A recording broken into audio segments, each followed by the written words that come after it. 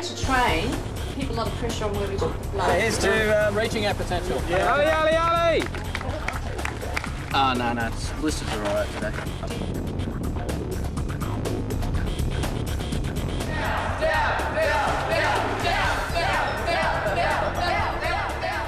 In January 2001, 25 of the best ultra-distance runners in the world gathered in Perth, Western Australia, for the start of the world's most gruelling running race, the Trans-Australia Footrace.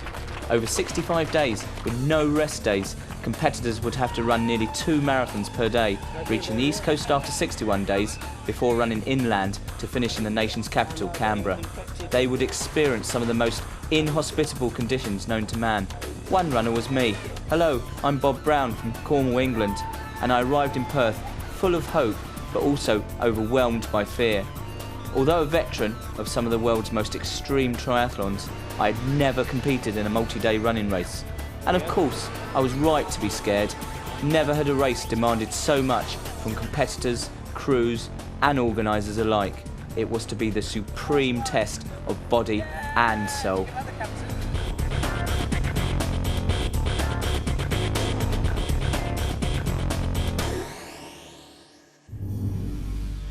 As you can see, it's a lovely place here in Perth, and we're just spending today getting ready for the race and trying to sort out all the food and trying to get our motorhome sorted. That's the most important thing.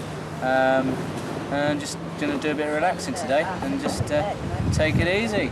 Well, we've run into a bit of a hitch. We just found out, phoned up the race organiser, and apparently we haven't got any transport sorted out. So we're hurriedly going through the local paper, trying to see if we can buy a camper van.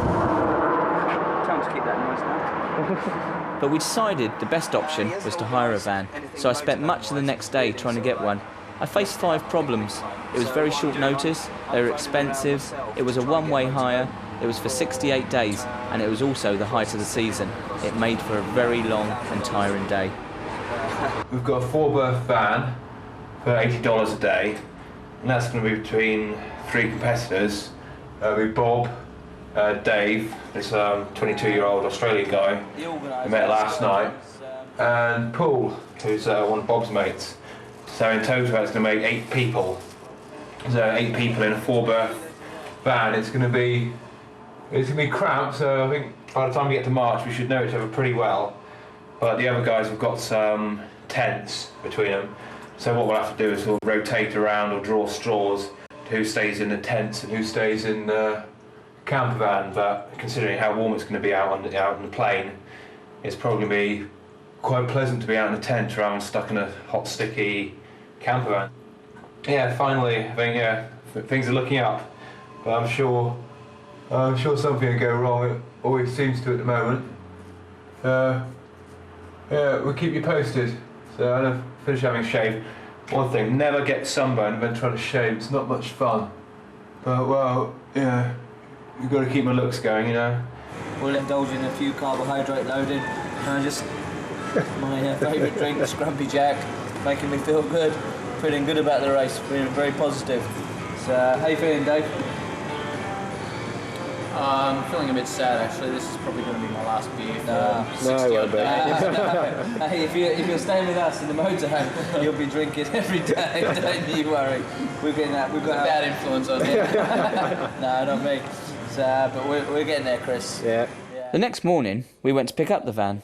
We finally got a few more drinks after what you filmed last night. Did we film last night? Yeah. Did we? Right. Oh, right. You're probably too trashed to Well, remember. two pints of cider and I was drunk as sad. Yeah, we're down here. We've finally got a vehicle, albeit a very small one, to sleep 8 of us in the evenings. But we're our own self-sufficient unit now, so we're smoking now. So, good stuff. Yeah, we're cruising. We had to go and get our blood tested. Scientists at the Australian Institute of Sport will be taking samples of our blood at selected points along the route in a pioneering study aimed at looking at what effects running 50 miles every day would have on the human body. They figured the desert would make the perfect laboratory.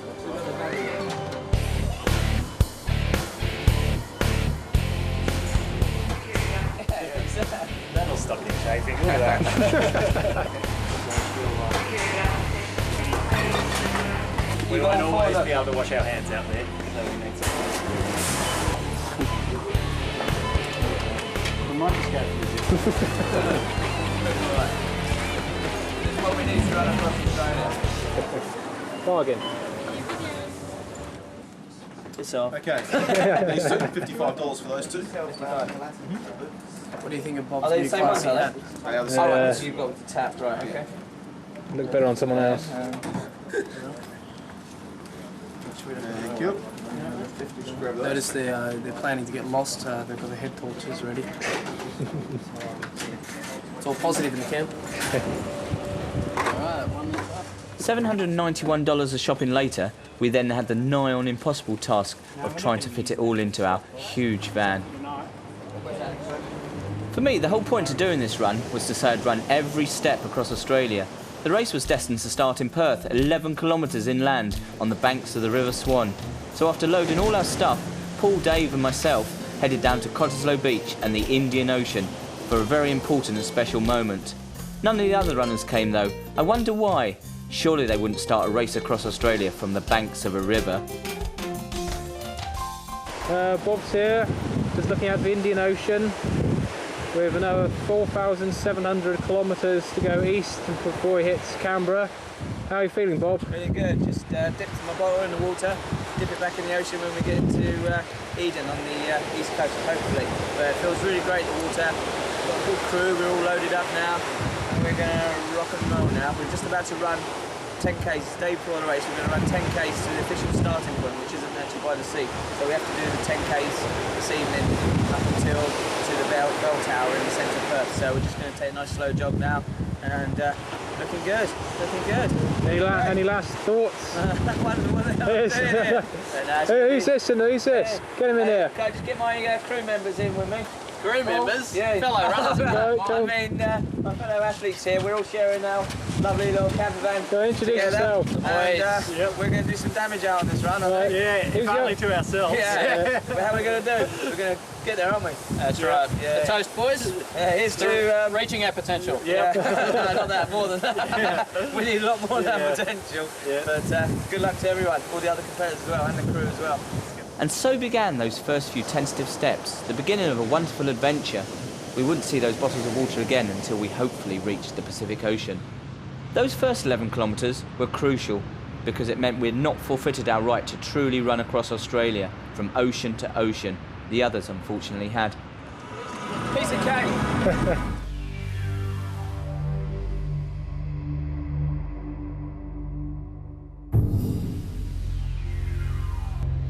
We're going to run on the left side going out of town. The main reason is when you're going through a city, if you're on the left going with the traffic. Before the first stage we had a race meeting. The organisers had a difficult task of guiding 25 racers out the bustling city of Perth. To get us out safely through the traffic, they decided to make it a neutral stage. That is, no times would be taken. There was plenty of time for racing in the next 9 weeks. As I sat there, I had mixed emotions. I was extremely nervous, but also had a tremendous feeling of excitement and anticipation about what lay ahead. I also felt very fat. A week of inactivity combined with stuff in my face had left me 6 kilos over my race weight. I figured it would soon be coming off. Got a couple of hours until the start of the race. How are you feeling? Been alright, yeah, it's a bloody hot one today. Yeah. But we've loaded up, got loads of room, and I'm just doing my feet here, it's the most important part of it. Look at them. There. Look at them, lovely feet there. Magic feet. Yeah, just putting some magic stuff, compedes, like a second skin. See if I can get these damn things off. Lucky you can't pick up smells on that camera. That's not smelling too bad here at the moment. No, my feet will be.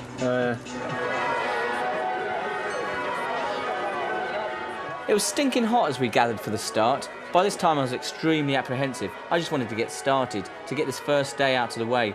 A small crowd of enthusiastic onlookers and the world's media gathered to send us off on our 3,000-mile journey. None of us could foresee what fortune those parched open roads of Australia would bring. 5, 4, 3, 2, 1.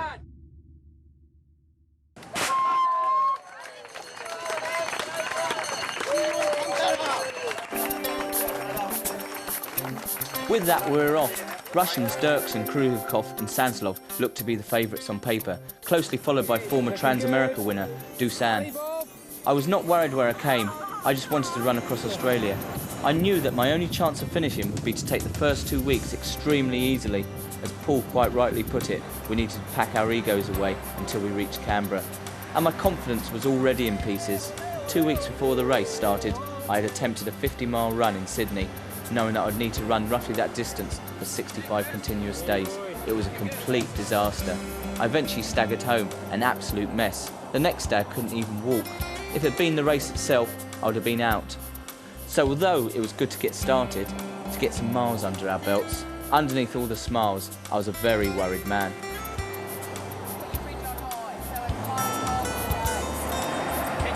Morning thing. I'm fine, thanks, Chris. Here's Bob finishing the first day. How do you feel, Bob? Brilliant. Hey! Hey. Well, it's 7:30 in the evening at the end of the first day, and Dave is quite a few kilometres back, and he's really suffering. And we've got to get back on the course and find Dave and see what sort of state he's in. Jeff, one of our other mates, is with him at the moment, so I'm nursing him along as he's really suffered with the heat today. So hopefully we'll all be together in about half an hour or so, and yeah, we see what everyone's opinion of the day was. It's been quite hot. Last half of the afternoon it's got a bit cooler, it's sort of clouded over. But yeah, it's been a long day, and it's only been literally half a day, so it can only get worse. My jacket, my red jacket. Yeah, okay. Is it a bit wet, Bob? Australian summer. It's not hailing, is it? Yeah, I got it. So, you all right? You all right? Just close this over a bit. I believe that. That's bloody hurting you, wasn't it, neither? He's a nutcase, Paul. Really? You can just work this out, Bob. You try living with him. He's still running bare-chested. Yes, I know. Well, I suppose he figures no use getting his shirt wet. Sorry? He probably figures no use getting his shirt wet. Yeah. He's wet now, it'll only get Oh, it's wet. nice in here. Well, sorry, you can't stay. Can I put some more sunscreen on? I think you should. If you want to. You're just trying to look as white as Dave. Tasmanian guy's giving him a run for his money. There you go. What in stupidity? Oh, bullshit. Look at it. Topsy weather. Who else runs in hailstorms? I thought there was hail in those clouds. Oh, jeez. Oh, it's easing up a little.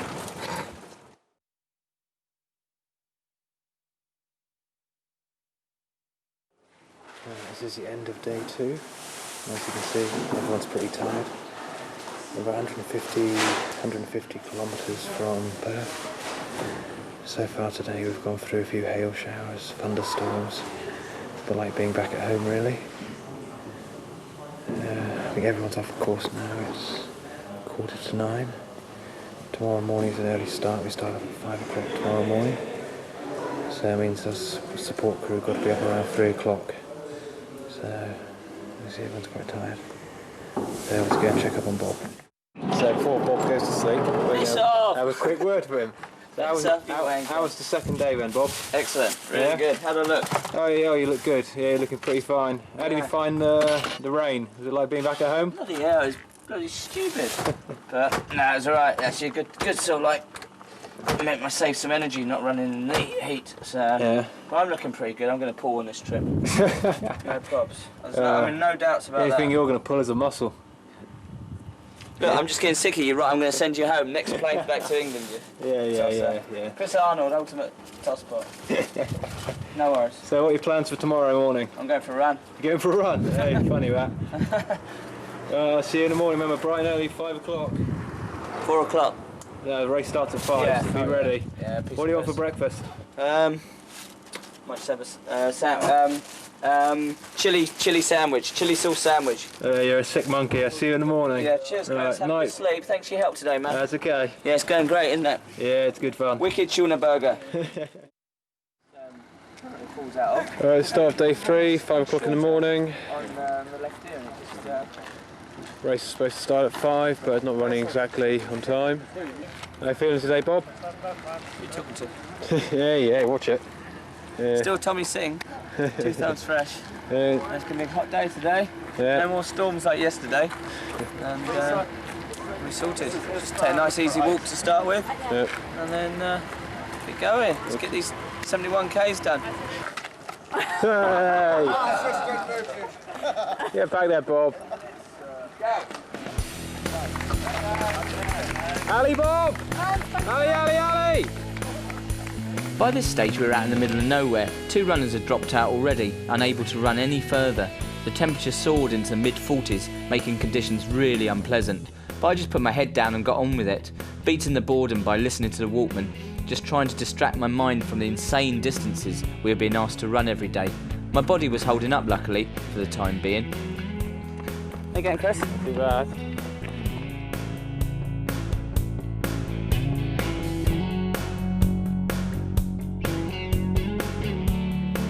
Anyway around, guys, that tells me how many Ks I've got to go today. Well, how far do you reckon it was? About 17, 16, 17. Unfortunately, Dave was having a lot of problems. At 21, he was the baby of the race. Ultra runners tend to be in their 30s and 40s, so he was really young to be attempting such an enormous challenge. But he was hanging in there, despite being near the rear of the field. A really nice lad. We hoped he pulled through, but the immense pressures of the race were beginning to engulf his entire being. We haven't been getting on too well. There's been a bit of aggravation. I think one of the main problems because now we're all in one camper van. We're supporting 3 runners, and the likes of Bob a long way up the course, and there's people like Dave who are about another sort of like 10 kilometres behind. By the time we sorted out Dave and we got back to Bob, he'd been out on the course for about an hour, with no water and no nothing. So I was starting to stress. I wanted to get back to the front of the race to sort him out, and in my haste to sort Bob out, I sort of I don't know, bent a few traffic laws in the speed limit. But Jeff and Diane got a bit stressed about the fact that I was doing about 150 kilometres an hour in a 110 zone. But later on this evening I found out Jeff had actually been involved in a traffic accident and had severe whiplash in the back of his neck, and he's on painkillers and all sorts of drugs for that. At the end of the day, we've got to have an image of being sorted as a crew for the runners. They need to know that we're happy and we're gelling together, so they can all they've got to concentrate on is running. But this evening I've taken a bit of time out for myself. We've got 50 litres of red wine in a camper van, so I decided to treat myself tonight as I clean out the van. I brought a cask of it up with me tonight, so I'm going to have a few glasses of wine by myself up here. Try to relax, watch the sun going down, and enjoy this view. After I had a few, I only said I was going to have 2 glasses of wine. I actually managed to, I know I've shown them now already. I actually managed to get a bit drunk, and I got lost coming off the hill. But luckily I managed to find my way back, and I'm having a bit of pasta, and I'm going to go to bed now. I'm not sure where it's pointing at. Yeah. Oh jeez, I'm feeling a lot better than I did earlier on. So yeah, Look at that beautiful dinner. I'm going to have a bit of that to make myself feel a bit better, and get up 3 o'clock tomorrow morning, and I'll be fine. So I'll see you tomorrow morning. Cheers, man. Cool.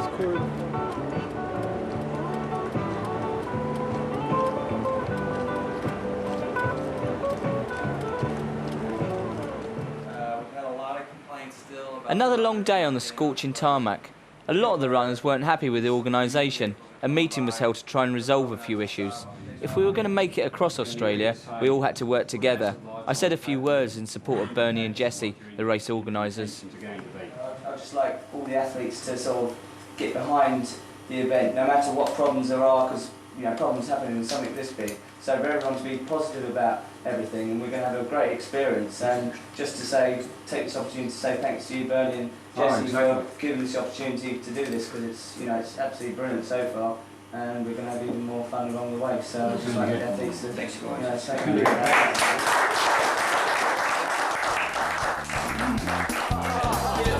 and get it.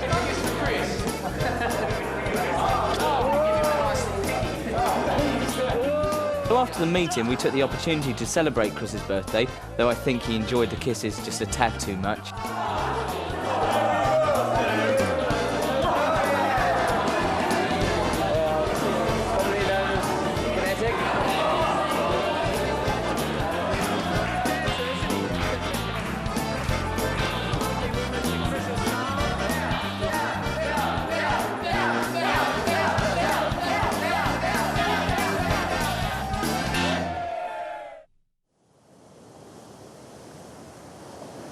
problems? Highways blocked due to the fire.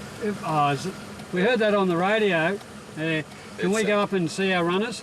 There's a provisional finishing point up the road. Okay. So that's where they're going to get to, Yes. and then which is clear of the fire, Right. and then they can start again. Some of the runners have actually got through. Bernie and the lead mob have actually got through. Okay. So there's runners on either side. Well, now. Jesse's got a mobile and has Okay. Bernie's phone number. We don't have. Best one, I think, is to, instead of sort of trying to make up that distance, which is only to make it to Kalgoorlie, we're actually going past it and coming back at ourselves to go back to Norseman. Yeah. So we can just go down that road. There's somewhere, I know there's places to stay along. Whilst the first 3 runners had got through the fire and finished the stage, the rest of us had to stop and wait. There was immediately talk of the runners being taken by car through the area of the fire to the stage finish so that we could all start together the following day. I would not even consider this. I wanted to run every step across Australia. I desperately considered my options with Lisa, one of the race assistants. It was a very traumatic, uncertain time. It seemed as though my dream to truly run across Australia was severely under threat. I nervously waited at the local roadhouse whilst the authorities attempted to battle the blaze. Through the part that we missed, the part of the states that we missed. Some of you guys are really keen on having that. Those guys will get it running. And the logistics of the schedule is of the utmost importance. We will have to get forward rather than back eventually. When I said today it was probably going to be a bit of an adventure, I didn't think it was going to be like this. I don't know if you heard what was going on in there, but because of the fires, they had to postpone, stop the race for momentarily. A lot of the Germans